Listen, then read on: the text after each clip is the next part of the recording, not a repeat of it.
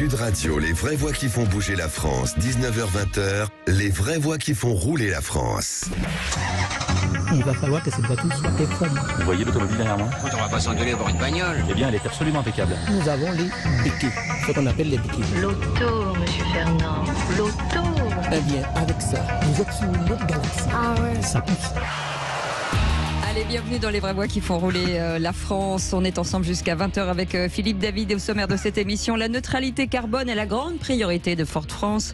Dans un marché en baisse de 7,8%, Ford est l'une des rares marques à progresser avec une augmentation de 7,6% de ses immatriculations. Mais l'horizon de Ford est également tourné vers la technologie et l'intelligence artificielle. Enrichir l'expérience utilisateur est l'un des grands objectifs de Louis-Carl Vignon, président de Ford, qui sera avec nous dans quelques instants. Quelle tendance pour le bioéthanol en 2023 ? En 2022, dans un contexte d'inflation généralisée, les automobilistes se sont rués sur les boîtiers de conversion au super-éthanol E85 pour rouler moins cher et plus vert. Flexfuel Energy Development, pionnier des boîtiers Flexfuel, dresse le bilan d'une année exceptionnelle avec une hausse de 234%, ça c'est une hausse, de ces installations de boîtiers E85 et qui conforte sa position de leader. Jérôme Loubert, directeur Business Development de chez Flexfuel, sera avec nous. Bienvenue dans les vraies voix qui font rouler la France. Les vraies voix Sud Radio. Et on revenait sur cette neutralité carbone, grande priorité de Ford France, présente sur le territoire français depuis 115 ans. C'est pour dire comme elle compte chez nous. Louis-Carl Vignon, bonsoir. Merci d'être avec nous. Vous êtes président de Ford France. Il y a une relation particulière entre les Français et Ford depuis tant d'années. Oui, alors Ford est une des plus vieilles marques établies en France, puisque nous étions là, donc comme vous le disiez, il y a depuis 115 ans. Philippe David était déjà là, c'est ça, c'est bien. Ah bah il les fait pas, ça conserve bien sur la radio. Non, bah, bravo. Et donc, avant certaines marques françaises, même d'ailleurs, et c'est un des tout premiers pays européens où Ford s'est établi. Ford a été créé il y a 120 ans. On va fêter nos 120 ans cette année d'ailleurs, le 16 juin précisément. Et donc, bah oui, toujours une relation assez proche. Le marché français était proche de la famille Ford depuis le départ. La famille Ford qui est toujours très présente chez nous, très opérationnelle chez nous, continue à faire ses vacances en France. Donc, et quelle image ont les Français de Ford ? Alors, quelle image ont les Français de Ford ? Je dirais, il y a deux images. Il y a la gamme professionnelle, les véhicules utilitaires. Vous savez qu'on y est à la fois leader en Europe et, depuis l'année dernière, première marque importée en France également. Donc là, on a réellement une image bien établie de véhicules qui sont là pour aider les artisans, qui est vraiment notre force, à faire leur métier le mieux possible.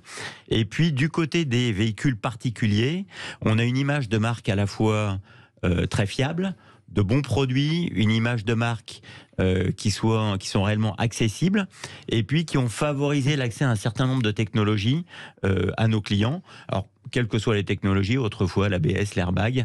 Dernièrement, donc depuis maintenant 2 ans, on va parler un peu de bioéthanol aujourd'hui, bien sûr. Aussi le bioéthanol, puisque effectivement, dans le cadre de cette fameuse neutralité carbone qu'on vise à atteindre en 2035, on utilise le bioéthanol comme étant une arme de transition. Donc, souvent, Ford a, on va dire, vulgarisé, mais en fait, faciliter l'accès à un certain nombre de technologies avec toujours un objectif en tête, et je reviens à ma famille Ford parce que c'est très omniprésent chez eux, c'est d'améliorer la vie des gens autant que faire se peut. Est-ce que finalement vous n'êtes pas la dernière marque américaine en Europe, parce que General Motors n'est plus présent en Europe depuis la revente d'Opel à Stellantis, et que maintenant Chrysler, Dodge sont dans le giron de Stellantis? Vous êtes le dernier américain en Europe, the last American in Europe, vous voyez. We are the last American in Europe. Excusez-moi, on va traduire l'émission, pardon, parce que là, on est la marque américaine la plus massivement présente en Europe depuis très longtemps. Et alors, je reviens du coup à la question de Cécile de tout à l'heure, par rapport à ce positionnement, justement à cette image. On est en train de prendre un virage sur la partie véhicule particulier. On veut justement réaffirmer notre américanité, parce qu'au final, on voit bien que là où ça marche le mieux, ce sont tous ces véhicules qui sont les enfants de leurs grands-parents, qui sont le fruit de cet héritage. Et qui ont une vraie identité. Et qui ont une vraie identité Ford. Donc le côté on veut plaire à tout le monde, c'était avant. Maintenant, réellement, on veut affirmer notre identité, affirmer cette américanité. Et on est en train de créer, j'étais en convention avec mon réseau là, ces 3 derniers jours. Et donc, on est en train de créer pour les véhicules particuliers 4 familles bien identifiées. Et chacune de ces familles va s'inspirer d'icônes américaines. La Mustang, l'Explorer, le Bronco, par exemple. Ou européenne, parce qu'on a aussi quand même des véhicules très identifiés, comme le Puma, qui est notre best-seller, qui était notre best-seller l'année dernière. Un véhicule très stylistiquement caractérisé, qui fonctionne bien, et donc lui aussi rentre dans une des familles de véhicules particuliers qu'on va distribuer en France. Alors on revient sur cette année exceptionnelle pour Ford, dans un contexte très difficile depuis 2-3 ans. Ça a été très très très compliqué, et pourtant vous émergez largement par rapport aux autres. Oui, alors ça fait 3 ans effectivement que l'industrie automobile dans son ensemble doit faire face à des difficultés qu'on connaît tous. La pandémie d'abord, suite à la pandémie, cette fameuse crise des semi-conducteurs qui a perturbé, qui continue d'ailleurs toujours à perturber la production, même si chez nous, et ça a déjà été un peu le cas l'année dernière, ça s'est amélioré. En fait, c'est un peu l'histoire de Ford. Très souvent, on est touché par les crises avant les autres, mais du coup, en bon américain, on rebondit, on se réorganise, on arrive à se réinventer, et on en a profité un peu l'année dernière justement en ayant un peu de plus de production, ce qui nous a permis de mieux livrer entre tous ces véhicules qu'on avait vendus en 2021, en 2022, et d'où cette progression effectivement sur le marché à la fois des véhicules particuliers, vous le disiez, Ford est la marque généraliste qui a le plus progressé l'année dernière en France avec ses plus 7%, ce qui nous a permis de gagner des parts de marché, et ça c'est bien, et c'est bien pour nos réseaux, c'est bien pour nos vendeurs aussi. Et en véhicule utilitaire, où là aussi on a fait la meilleure performance depuis 32 ans chez Ford, et pour la première 8 années de croissance continue, et pour la première fois, première marque importée en France. Vous êtes un homme heureux. Pour la première fois, vous avez dépassé Fiat en VU. On a pour la première fois dépassé Fiat en VU. Fiat véhicule qui était, utilitaire. Véhicule utilitaire, pardon. VU pour véhicule utilitaire. Fiat était très fort en camping-car. Effectivement, on a réussi à les dépasser. Mais quelque part, c'est marqué Parlons vrai, Sud Radio. Vos principaux vecteurs de croissance, ça a été Puma et Kuga, des SUV. Certains, je ne citerai pas de personnalité politique, n'aiment pas trop les SUV. Est-ce que c'est pas la preuve, quelque part, que celui qui a toujours raison, c'est le consommateur? Que les politiques sont déconnectés du consommateur un petit peu, vraisemblablement. Non, mais effectivement, on voit bien en fait que les consommateurs, et c'est aussi ce qui nous pousse à réaffirmer nos valeurs et notre américanité, les consommateurs, ils veulent des véhicules dans lesquels ils se sentent bien, des véhicules qui leur ressemblent. On veut de plus en plus de personnalisation, et effectivement, Puma et Kuga sont nos 2 best-sellers. On a fait à peu près 75% de SUV l'année dernière. Oui, et donc, on a cette gamme qui est... Et parce qu'elle coche en fait toutes les cases, elle répond à ce que veulent les consommateurs. Des véhicules beaux extérieurement, des véhicules avec un comportement dynamique. Et quand je parle de comportement dynamique, Cécile sait de quoi je parle. Donc, comportement dynamique affirmé. Et dans le même temps, des véhicules qui soient économiques à l'usage. Et donc, ce qui marche très bien chez nous, c'est cette gamme qui est à la fois hybride et FlexiFuel. On est le seul constructeur généraliste à proposer ça en France, et donc ça permet à la fois d'avoir un usage agréable et un usage économique. FlexiFuel d'origine. Voilà, c'est ça qui est important, parce qu'on va en parler dans quelques instants avec de boîtiers éthanol. Justement, sur cette partie, on est chez vous dans une transition. On parle forcément d'hybride, de FlexiFuel. On est dans un moment de transition. À un moment donné, vous serez 100% électrique tout le temps, partout? Oui, absolument. En fait, on a donc cet objectif de neutralité carbone en Europe en 2035. Là encore, toujours, je reviens aux convictions de la famille Ford qui voit qu'il faut aujourd'hui agir contre le dérèglement climatique, et qu'un des moyens d'y arriver, c'est cette neutralité carbone. Et donc, on a fait un rétro-planning avec un certain nombre d'échéances. 2030, 100% de notre gamme de véhicules particuliers sera 100% électrique. 2035, les véhicules utilitaires. Et je reviens un peu plus proche de nous. On va lancer entre maintenant et 2024 pas moins de 9 nouveaux véhicules utilitaires et particuliers 100% électriques, sur un plan produit énorme. On lance 21 nouveautés dans les 18 mois à venir. Mais j'aimerais revenir sur le FlexiFuel, parce que les chiffres explosent. Comment ça se fait que vous soyez le seul constructeur généraliste qui propose des FlexiFuel sans avoir à monter de boîtier d'origine? Comment vous l'expliquez que les autres ne puissent pas? Il y a Range Rover et Jaguar, mais qui sont des constructeurs Jaguar Land Rover, effectivement, qui nous a suivis depuis l'année dernière. Il faut remonter un petit peu dans le temps. On a été à l'origine le premier constructeur, ça c'était en 2005, à équiper ses voitures de cette technologie FlexiFuel, pardon. Et donc, à l'époque, c'était même pas un carburant homologué encore, parce que le carburant était homologué à partir de 2006. C'était un peu trop tôt, ça n'a pas très bien fonctionné. On est revenu dessus en 2019 avec un premier test sur le Kuga de génération précédente qui était en fin de vie. Et ça a très bien marché. Et du coup, c'était un coup d'essai, mais un coup de maître. Et on a convaincu nos instances européennes à développer pour la France cette gamme, à faire les aménagements techniques sur les véhicules, puisque nos véhicules bénéficient de la garantie constructeur, comme vous le disiez tout à l'heure. Hein. Et on a la chance d'avoir ce moteur EcoBoost aussi, qui est un moteur qui a été élu 7 fois moteur de l'année, qui est un moteur qui est bien prédisposé à l'utilisation avec du bioéthanol. Et ensuite, comme je disais tout à l'heure, ça correspond à notre positionnement de marque aussi, de faciliter l'usage. Et je dois dire qu'on a eu un petit peu de chance, puisqu'au final, on a lancé la gamme au moment où le prix de l'essence explosait littéralement. Et donc, on est monté à des économies. On dit souvent, nous, c'est 500 € à l'année, pour un kilométrage moyen de 13 000 km.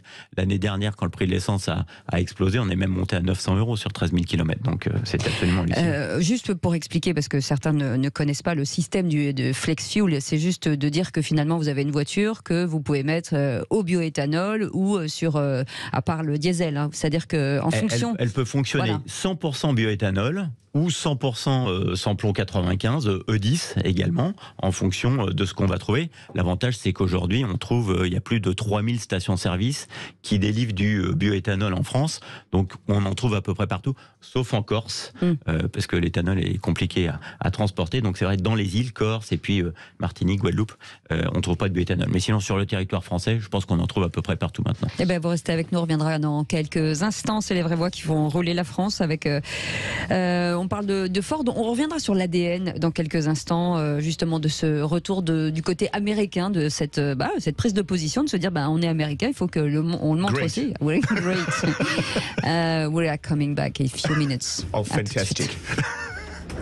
Sud Radio, les vraies voix qui font bouger la France, 19h-20h, les vraies voix qui font rouler la France. Bienvenue dans les vraies voix qui font rouler la France. C'est certainement l'une des premières meilleures années pour Ford France, avec beaucoup de très très bons résultats. Louis-Carl Vignan est avec nous, président de Ford France. Vous évoquiez il y a quelques instants plein de nouveautés qui allaient arriver.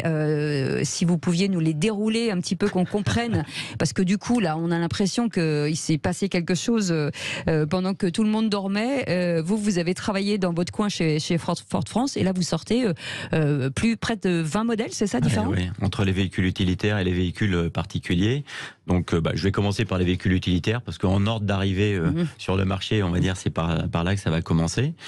Donc on vient à peine de lancer le e-Transit, qui est notre gros véhicule utilitaire 2 tonnes en 100% électrique, avec 317 km d'autonomie, ce qui est la plus grosse autonomie du segment, et qui fonctionne déjà très bien. On n'a pas immatriculé encore beaucoup, parce qu'on ne les a pas livrés, mais on a pris beaucoup de commandes, donc on est très venir. très si confiants. Si vous nous écoutez, amis artisans, ils arrivent. Absolument. Et amis artisans qui nous écoutez, vous pouvez y aller, c'est un super compromis, ce véhicule-là.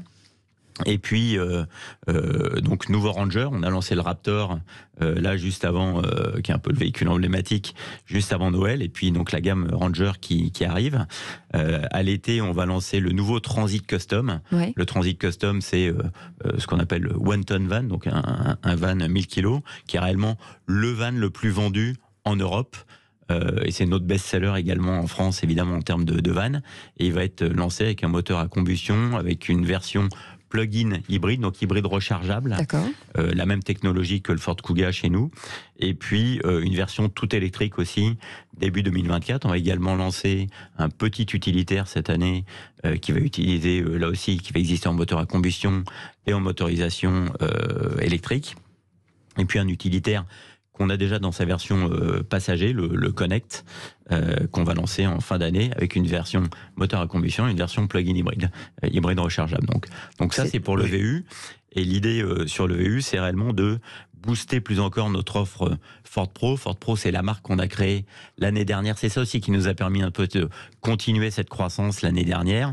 Alors Pro, c'est pas pour professionnels, c'est pour productivité, parce que toujours dans l'idée d'améliorer la vie de nos clients, pour l'artisan, ce qui est le plus important, c'est que son véhicule, qui est un outil de travail, permette de booster cette productivité. Donc on lance un écosystème complet avec les véhicules d'un côté, la recharge, parce qu'évidemment il y a des véhicules électriques, donc on va proposer des solutions de recharge, le financement, le service évidemment pour l'entretien des véhicules, et le software, puisque depuis maintenant 3 ans, tous nos véhicules utilitaires sont 100% connectés.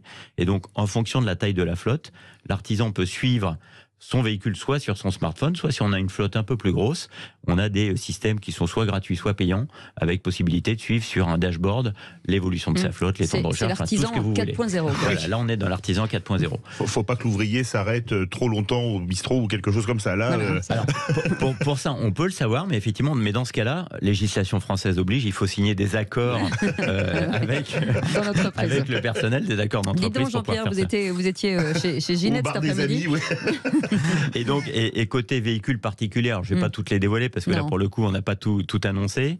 Mais là aussi, on va lancer cette année un nouveau SUV 100% électrique qui est fait dans notre usine de Cologne qui devient réellement notre centre d'électrification en Europe. Et puis, on va lancer son grand frère l'année d'après. Il y a les versions véhicules particuliers, des versions véhicules utilitaires dont je viens de parler également. Et puis, l'année prochaine, on va également électrifier notre best-seller, le Ford Puma, qui va avoir une version 100% électrique. Ah oui, vous inondez le marché. Vraiment, on inonde le marché. On veut retourner dans des segments de volume, donc pour arriver à faire cette transition. Notre objectif en Europe, en 2026, c'est déjà de faire 600 000 véhicules électriques.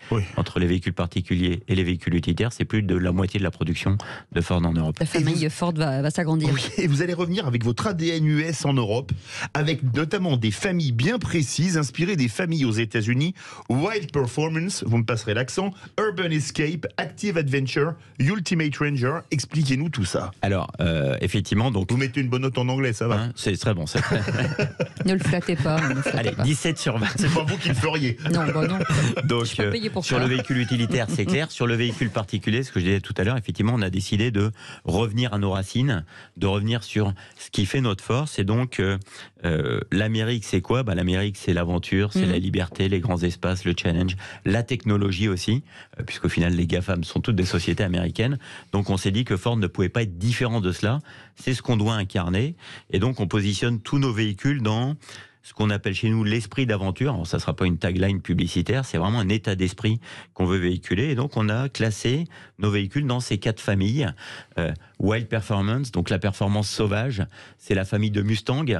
Avec, ça c'était l'icône, mythique. On a électrifié l'icône avec la Mustang Mach-E, et donc qui est le véhicule également très performant de cette famille-là. Ensuite, on a Urban Escape, là on est plus dans l'évasion urbaine. Puma, c'est notre best-seller. Ford Kuga également, donc l'évasion urbaine, un peu quelle qu'elle soit. Ensuite, l'Active Adventure, donc là on rentre plus dans, on va plus loin déjà, on va à la montagne, on va sur la neige, on va dans les forêts. Et là, le véhicule réellement emblématique, c'est le Ford Explorer. Donc ça, c'est une gamme qui est appelée à se développer très fortement dans les 2 années à venir, avec beaucoup de produits. On en a déjà un qui existe aujourd'hui, qui est le Ford Nugget. Le Ford Nugget, vous savez, c'est notre camping-car sur la base du Transit Custom, qui fonctionne très très bien.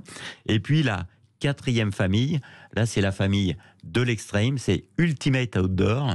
Et là c'est la famille qui est héritée de Bronco, qui arrive en Europe. Ça fait partie des nouveautés qu'on va lancer cette année. Non, esthétiquement, je parle. C'est carré, effectivement. Et le Bronco là reprend réellement les codes esthétiques du Bronco des années 60, en l'occurrence. Et je vous disais tout à l'heure, on a une convention, j'avais la chance d'en avoir un. Le réseau est tombé absolument amoureux du véhicule. Il est beau. Il a réellement de capacités tout-terrain absolument extraordinaires. Donc Bronco, et puis Ranger également, dans sa version double cab, 5 places, avec entre autres le Ranger Raptor. Et là, on est sur des véhicules avec lesquels vous pouvez aller à l'aventure partout, en Islande, en Afrique, où vous voulez. Prête à partir. Je reviens sur l'intelligence artificielle parce que vous en faites un enjeu et vous avez même dit dans la presse, on veut que les voitures soient presque un smartphone. Pourquoi cet engagement qui va si loin sur l'intelligence artificielle ? Alors là, en fait, on est réellement dans, je crois que vous en parliez en introduction tout à l'heure, on est dans l'amélioration de l'expérience client. Et donc, on veut que le véhicule ne soit pas seulement quelque chose qu'on va utiliser de façon sporadique, même si dans le même temps, parfois, on encourage d'ailleurs les clients à ne pas utiliser leur véhicule s'il y a un tout petit trajet à faire, toujours en lutte contre le dérèglement climatique. Parfois, il vaut mieux prendre le vélo ou d'autres moyens de locomotion. Mais au moins, quand on est dedans, qu'il se passe quelque chose. Mais voilà, qu'il se passe quelque chose, et surtout, on veut qu'il y ait une relation qui soit continue entre le client et son véhicule, d'où ces applications qu'on développe avec le smartphone, d'où un niveau de technologie embarquée, ce qu'on appelle l'interface homme-machine à l'intérieur du véhicule, qui est en train de progresser avec des grands écrans, avec du contenu qui va arriver. Et puis, je vais prendre un exemple. On va lancer cette année ce qu'on appelle le Blue Cruise. Blue Cruise, ça va arriver sur la Mustang Mach-E. Blue Cruise, ça va vous permettre de conduire sur autoroute ou dans les embouteillages, par exemple, en ne mettant plus du tout les mains sur le volant. Donc, je dis plus du tout, c'est pas toutes les 15 secondes, on doit les remettre, mais pendant 20 minutes, si je reste dans ma file, la voiture suit. L'important, c'est que je continue à regarder la route pour la question de sécurité. Là, donc, il y a des caméras à l'intérieur. Et il y a toute cette technologie, on va dire, qui vient améliorer l'usage, le rendre plus agréable, faire que les clients ne soient pas fatigués quand ils conduisent, et puis quand ils veulent réellement avoir du plaisir à conduire, comme ça fait partie de notre ADN d'avoir un comportement sportif, ils ont aussi ça. Et ben voilà, on tourne, en tout cas, on va vers la voiture autonome. Vous restez avec nous dans un instant, on va revenir sur ces boîtiers FlexFuel. Ça cartonne, une hausse de 234% des installations de boîtiers E85 chez FlexFuel. C'est un truc de fou, et en plus, vous faites des économies. On vous raconte tout ça avec Jérôme Loubert, qui est directeur business développement chez FlexFuel. Dans quelques instants, si vous avez des questions, vous pouvez nous appeler, 0826 300. C'est les vraies voix qui font rouler la France. À tout de suite. Sud Radio, les vraies voix qui font bouger la France. 19h-20h, les vraies voix qui font rouler la France. Et vous allez peut-être rouler bientôt super éthanol E85 parce qu'il est toujours compétitif. C'est un point d'interrogation. Eh bien, on vous dit un grand oui en 2022. Lourdement impacté par la flambée des prix des carburants classiques, les automobilistes se sont massivement tournés vers l'E85, divisant ainsi par 2 leur budget carburant. Ça, c'est une bonne nouvelle. On en parle avec Jérôme Loubert qui est avec nous, directeur business développement chez FlexFuel. Vous arrivez, Jérôme, merci d'être avec nous. En tout cas, avec de très bonnes nouvelles. La filière annonce des chiffres records en 2022. Des chiffres records, une année historique pour le bioéthanol en France, plus 83% de consommation de ce carburant, grâce évidemment aux véhicules équipés de boîtiers éthanol, mais également nouvellement grâce aux véhicules Ford équipés d'origine de technologie éthanol. Donc c'est de plus en plus de carburant qui est utilisé, mais c'est également de plus en plus de véhicules qui circulent en France, avec plus de 85 000 boîtiers vendus l'année dernière par toute la filière.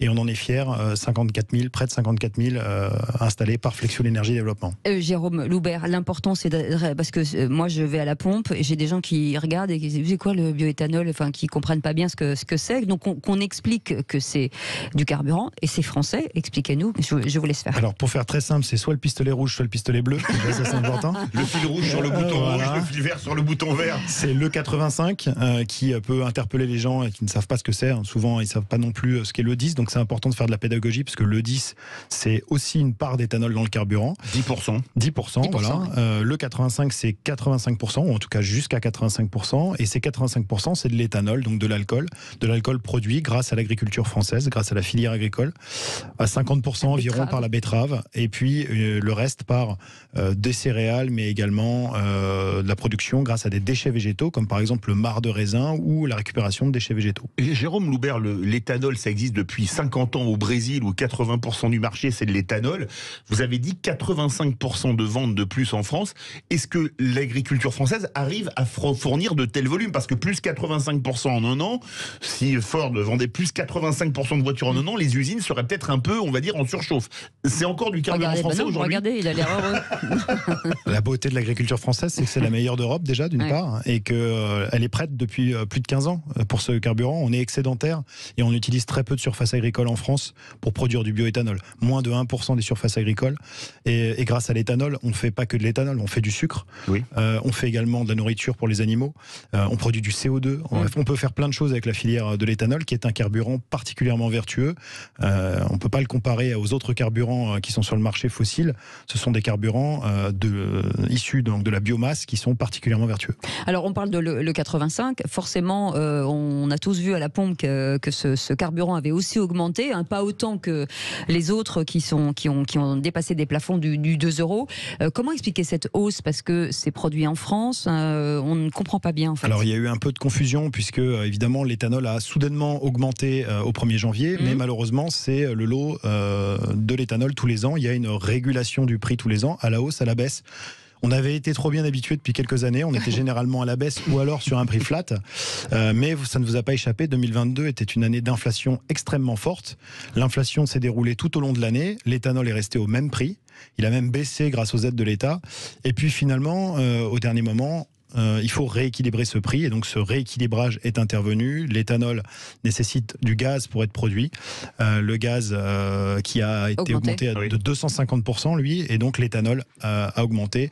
Quoi qu'il en soit, la bonne nouvelle, c'est que l'éthanol, au 1er janvier 2023, l'écart avec l'essence est quasiment le même qu'au 1er janvier 2022, c'est-à-dire qu'on a toujours plus de 75 centimes d'euros au litre de différence, ce qui est colossal.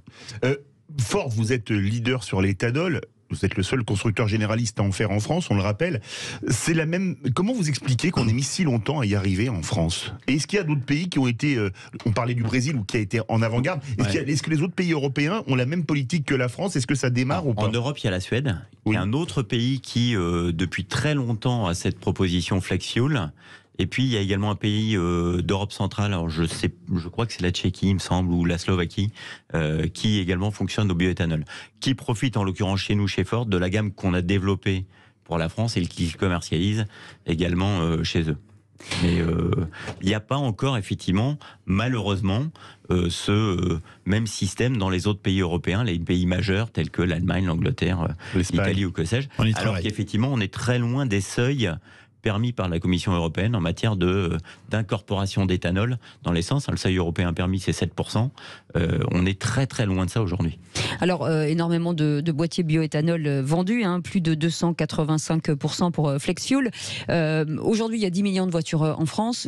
Comment se fait-il que, effectivement, toutes les voitures qui restent, qui sont des voitures d'occasion, finalement, on les convertisse pas au boîtier bioéthanol? Alors, en effet, il y a plus de 10 millions de véhicules compatibles avec un boîtier éthanol en France, et même si on arrive à des chiffres extrêmement importants, 85 000 boîtiers cette année pour la filière, ça reste légèrement faible par rapport à la capacité de progression. Et donc, pourquoi est-ce qu'on n'en vend pas plus? Parce que la communication, je pense que très peu de gens savent qu'ils sont éligibles à une aide de l'État, par exemple, ou en tout cas une aide de la région en Ile-de-France de 500 € pour s'équiper d'un boîtier éthanol. Oui, c'est vrai, renseignez-vous. Voilà, ce qui fait un reste à charge de 200, 300 € et donc une rentabilisation extrêmement rapide. Et c'est également le cas en PACA, bientôt de nouveau en Hauts-de-France. C'était le cas dans la région Grand Est.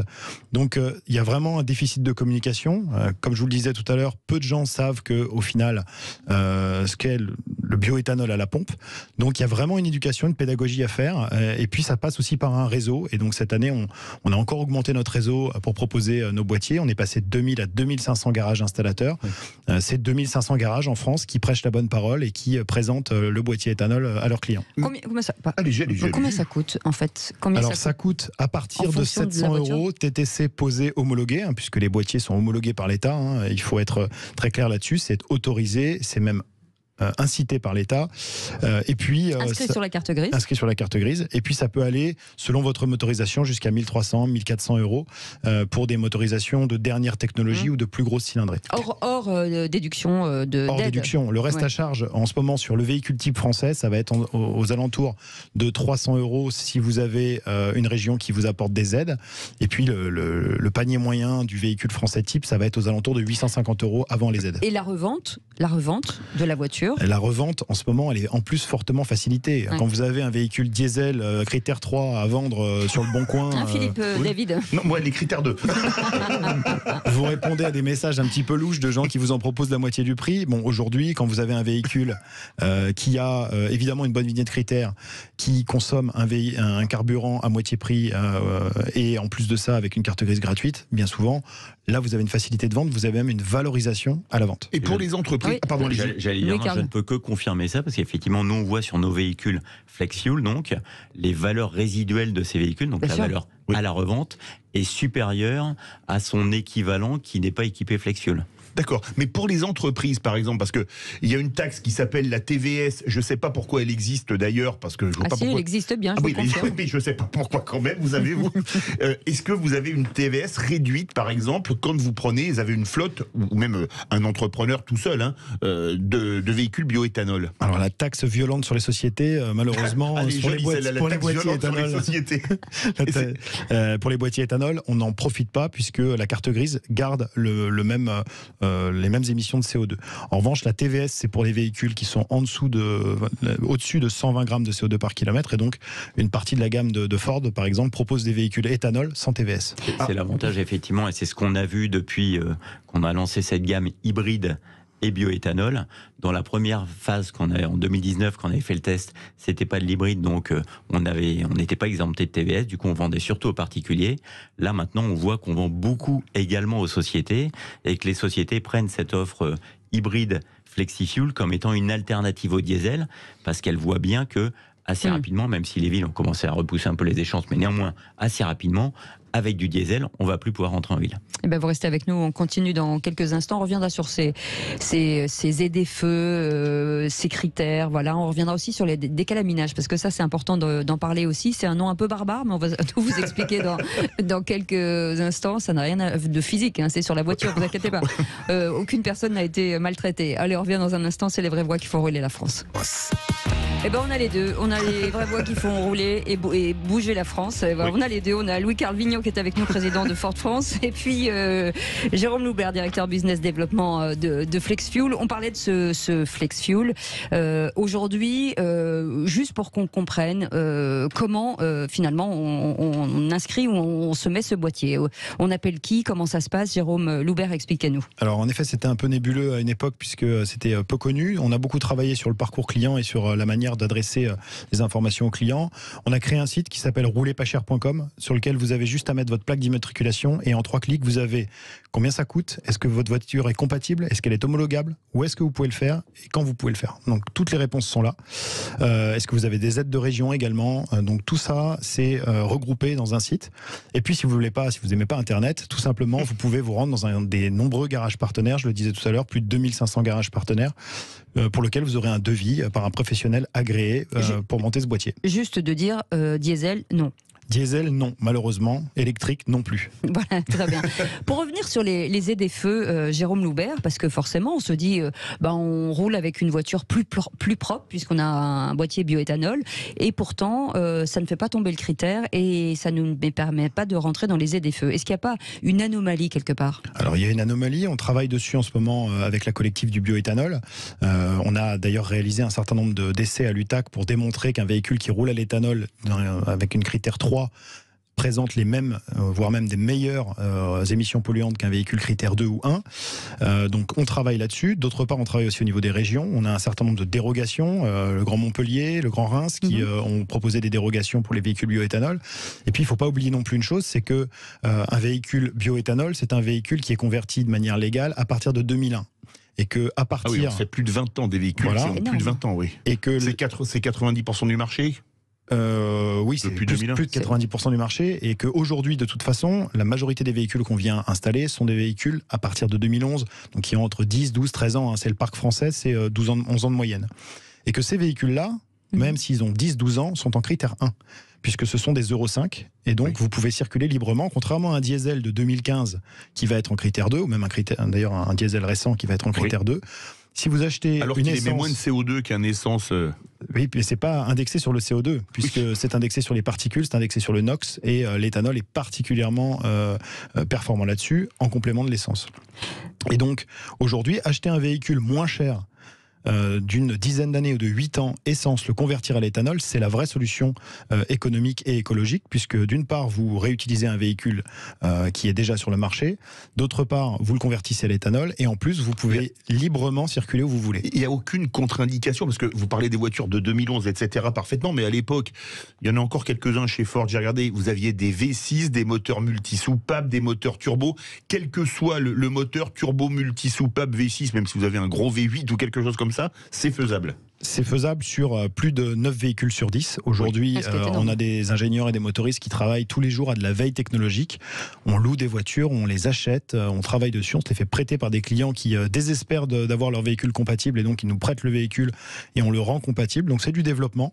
On a d'ailleurs lancé un boîtier spécifique en 2022 qui est un boîtier à intelligence artificielle qui est capable de s'auto-adapter plus facilement, qui rend la compatibilité plus large. Donc c'est du développement, c'est comme dans l'industrie des constructeurs. constructeurs. Il faut s'adapter technologiquement pour apporter des réponses. Jérôme Loubert, quand je vous entends, je me dis une chose. Vous êtes aujourd'hui leader sur le marché avec FlexFuel. Je me dis, pourquoi les constructeurs, par exemple, Carl-Louis Avignon, pourquoi se dire, tout le monde va dans ce sens, c'est la transition pour aller jusqu'à l'électrique. Pourquoi tous ces véhicules qui sont sur le marché et qui sont encore sur des motorisations qui sont pas très en phase avec ce qui va se passer demain, pourquoi on ne convertit pas tous ces véhicules au bioéthanol? On y va de plus en plus. En disant, voilà, nous on a Monsieur Ford, Monsieur Peugeot, Monsieur Renault, on va tout mettre en bioéthanol en attendant que ces voitures meurent de leur belle mort. On y va de plus en plus et c'est le marché qui tire la demande. On parlait tout à l'heure du fait que voilà, on n'aime pas les SUV en France, mais malheureusement c'est en tout cas ce que veulent les Français. Heureusement c'est ce que veulent les Français. Ouais. Et aujourd'hui, pardon d'avoir du goût, excusez-nous. Oui. Il y a eu un long phénomène depuis maintenant 4 ou 5 ans, c'est que les consommateurs vont dans les concessions et dans les concessions, même pour acheter un véhicule d'occasion, il n'y avait pas de réponse à cette question, à cette demande du bioéthanol. Et donc quand les concessionnaires de certaines marques, que je ne citerai pas, voyaient que le client partait pour aller acheter ailleurs un véhicule qui était converti à l'éthanol, ils ont commencé à réfléchir et aujourd'hui ce sont les groupes de concessions qui travaillent de plus en plus avec des fabricants de boîtiers éthanol et c'est la nouveauté de 2022. Mais parce que tout le monde est gagnant en plus dans cette histoire. Tout le monde est gagnant, ils vendent leurs véhicules d'occasion, ils gardent le client chez eux, que ce soit en vente ou en entretien. Donc c'est de plus en plus de concessionnaires. On a eu plusieurs phases chez FlexFuel. D'abord les garagistes indépendants qui sont les premiers à nous avoir fait confiance et on les remercie. Ce sont d'ailleurs toujours nos premiers clients. Ils représentent plus de 20 000 boîtiers en France sur les 54 000, donc c'est beaucoup. Ensuite, il y a eu les centres auto, les référencements de distributeurs. Et puis aujourd'hui, la grande nouveauté, ce sont les concessionnaires qui nous font confiance de plus en plus. Oui, j'ai entendu une excuse, mais c'était un fabricant qui ne faisait pas de bioéthanol, qui disait que c'était très corrosif pour les durites. Notamment, c'était un argument un peu fallacieux ou c'est vrai? C'est durite à lui ou les durites du véhicule? Ça, j'ai pas la réponse. Non, parce qu'il faut pas le boire, ça c'est une certitude. Oui. C'est de l'alcool, hein, mais bon. Même pour faire flamber quelque chose, c'est pas terrible. Alors tout est basé sur des normes, évidemment. L'Europe est extrêmement normée, la France encore plus, et donc tout a été basé sur des tests qui ont été réalisés à l'UTAC sur les véhicules depuis 2001. Pourquoi 2001? Puisque 2001 c'est l'Euro 3 et l'Euro 3 c'est la première norme qui a imposé aux constructeurs d'avoir des matériaux compatibles avec l'éthanol, l'alcool, puisque, comme je le disais tout à l'heure, dans tous les carburants que vous avez aujourd'hui essence, vous avez toujours une part d'éthanol dedans. Le samplon 98, vous avez 5% d'éthanol dedans. Oui. Le 95 jusqu'à 10% et le 85 jusqu'à 85%. Donc, pas de problématique de corrosion. En revanche, ça ne vous empêche pas, quand vous partez en vacances, comme votre véhicule essence, de faire le plein bien à ras-bord pour éviter les désagréments. Quelles sont les perspectives chez vous? On a vu celle de Ford France, les perspectives chez FlexFuel justement sur les boîtiers bioéthanol. Alors je me répète d'année en année, tous les ans on dit la même chose. On tend vers 100 000 boîtiers par an chez FlexFuel. L'année dernière, lors de la conférence de presse du bioéthanol, on a annoncé qu'en 2022 on ferait 25 000, on en a fait 55 000, donc on a 1 an d'avance, 2 ans d'avance. Et donc on a toujours ce même cap. On veut équiper 100 000 véhicules par an au travers de notre réseau. Cécile avait parlé d'un mot, décalaminage. Oui, le décalaminage, parce qu'on parle en matière d'écologie, c'est pareil. Quand on a un moteur qui pollue, c'est forcément, il y a ce système de décalaminage. Moi j'ai appris ça il y a peu de temps, c'est pour ça que je fais ma maline. Mais vous allez nous expliquer. Alors c'est l'autre technologie de FlexFuel. FlexFuel Énergie Développement a démarré par l'éthanol, d'où le nom de l'entreprise. Mais on a ensuite beaucoup développé des technologies hydrogène et nous sommes aujourd'hui leader même mondial sur la dépollution moteur par injection d'hydrogène. Et donc cette dépollution moteur, ça s'adresse aussi du coup aux véhicules diesel, donc la bonne nouvelle pour les diesels. L'encrassement se fait kilomètre après kilomètre, on brûle du carburant dans un cylindre et il y a des imbrûlés, ça finit par encrasser le moteur, ça le fait moins bien tourner, plus consommer, plus polluer évidemment, et donc périodiquement, comme on a l'habitude de faire par exemple un ramonage de sa chaudière une fois par an, eh bien il est bien de nettoyer son moteur au-delà de faire une simple révision et une simple vidange. Ça fait quoi comme économie? Est-ce qu'on arrive à quantifier? Alors le principal responsable de l'économie, c'est celui qui se situe entre le volant et le siège. C'est celui qui appuie sur la pédale. Donc évidemment, le décalaminage va permettre de ramener le véhicule à ses performances d'origine. On ne fait pas de magie, on vient juste nettoyer. Par contre, si le véhicule est conduit avec de l'éco-conduite, on peut aller jusqu'à 15% d'économie de carburant, ce qui n'est pas neutre en ce moment sur un véhicule diesel. Ah oui, effectivement. Et puis vous rajoutez un bioéthanol derrière, vous êtes gagnant-gagnant, c'est Noël. Une voiture éthanol plus une voiture décalaminée à la maison et on finit par faire de belles économies à la fin de l'année. Vous aimez les musiques de films? J'adore. Vous aimez les films mythiques? Ennio Morricone. Vous aussi? Oui. Tiens, on va écouter une musique. Ça va être un hommage à Ford. Ennio Morricone. C'est presque un quiz. Ça vous rappelle un film? Le dernier film policier avec Bébel. C'est Oui, les flics ou voyous. le Non, marginal. Non, le le marginal, marginal. pardon. Mais quel rapport avec Ford? Eh bien, je vais vous dire le rapport, c'est que Sud Radio est partenaire de Rétromobile D'accord. et que à Rétromobile, la Ford Mustang de Bébel dans ce film sera mise en vente. Elle date d'une excellente année, je ne vous dirai pas pourquoi, 1966. Excellent modèle. Excellent modèle. Ah, mais Ça c'est vous génial, fait c'est rêver génial. la Mustang, vous avez même le Oui, bumper de la Mustang. Oui, Oui, oui. j'ai le logo, Le sur, logo. sur la manche. Donc, bah oui, évidemment. Chez nous, c'est le véhicule mythique. Et puis, c'est un véhicule qui a été une star de si nombreux films.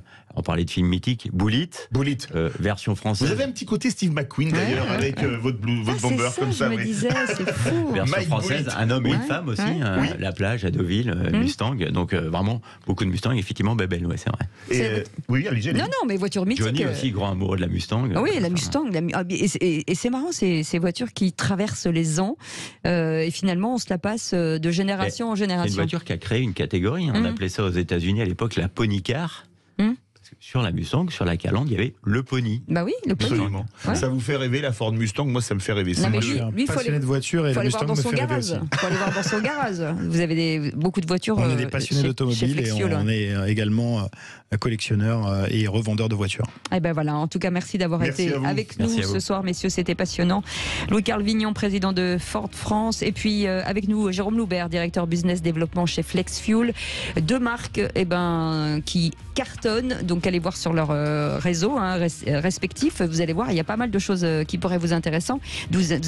D'un côté, vous achetez une belle voiture et d'un autre côté, vous faites des économies. Bon, voilà, comme ça, vous faites votre choix.